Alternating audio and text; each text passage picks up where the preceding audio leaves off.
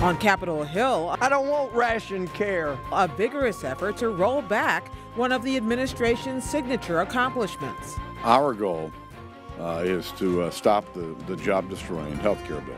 What does this bill ultimately do when you really look at it all? This bill blows a hole through the deficit. On the House side, they voted to repeal health care this week, which doesn't mean health care will be repealed. And Republicans said the law will kill jobs, but Democrats said it won't. In other words, it was a debate that took us through the political looking glass again.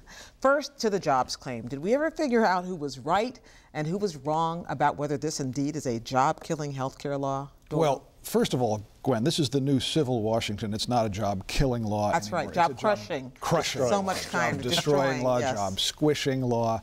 But to answer the substantive question, no, not really. The most frustrating thing about this debate was it was each side using those old talking points that we heard all last year. And if anything, they've gotten farther apart on what the facts are. Now, on is this a job-killing law or not?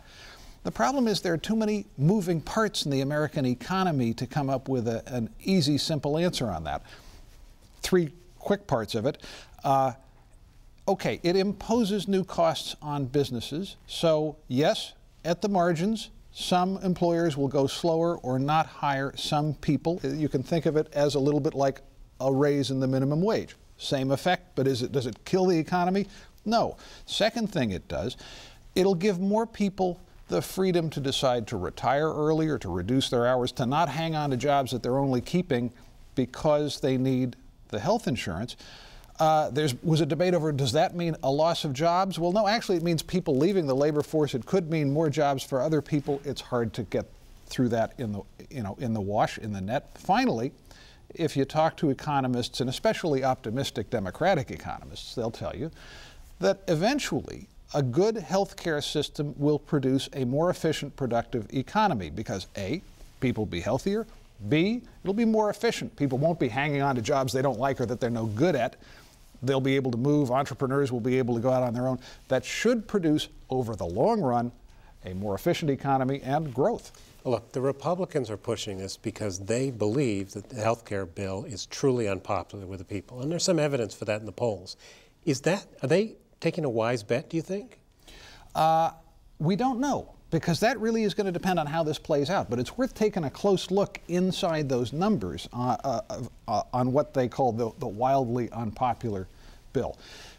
The Republicans are right. If you ask people straight up, do you want to repeal the bill or keep the bill, you get about an even split. It's roughly 50-50. Sometimes it's up this way, sometimes it's up that way. But if you take that half of the country that says, yeah, let's scrap this bill, and ask them what's your beef with it, almost a third of those people don't like the bill because it didn't go far enough. They're liberals criticizing it from the left, so they're not actually in the same camp. So that's kind of a deceptive number. In the end, it may or may not be as unpopular as that. About the deficit, you know, we heard on the floor of the House, they say this is going to blow a hole in the budget. Does it? I mean, the Democrats say the other way around. That's right. The Democrats actually say it ends up saving, reducing the deficit, right, saving money. And that one, Peter, really depends on whether you are an optimist or a pessimist, because the biggest piece of cost savings over the next 10 years and the 10 years after that is if this new plan helps bring Medicare costs under control, helps make Medicare more efficient, and if you think Congress will actually bite the bullet and do that, which will mean, in some cases, telling people they can't get all the Medicare they want, there could be huge savings. But if you think Congress will wimp out, there won't be. So what next? Was this just hollow symbolism? As soon as the vote was over. What? Hollow symbolism in Congress? The next, well, they're demagoguery. But so as soon as the vote was over with, though, Mitch McConnell says, and now we're going to have this same vote in the Senate, and Harry Reid's office says, not likely. Does this go anywhere from here? It does, Karen. It was symbolic, but I don't think it was hollow symbolism. I think it was meaningful symbolism in the sense that this was. Tell us what that means. Well, this was the first. This was the first salvo in what's going to be a year-long, probably 2-year-long, Republican guerrilla war against the health care plan, and they're going to fight it two ways. They're going to take pieces of it and try and defund them or prohibit them. There's even a proposal to prohibit the government from defending its case in the courts when the constitutionality comes up. That's probably not legal, but they're going to try and take funding away from every piece of it they can and throw sand in the gears.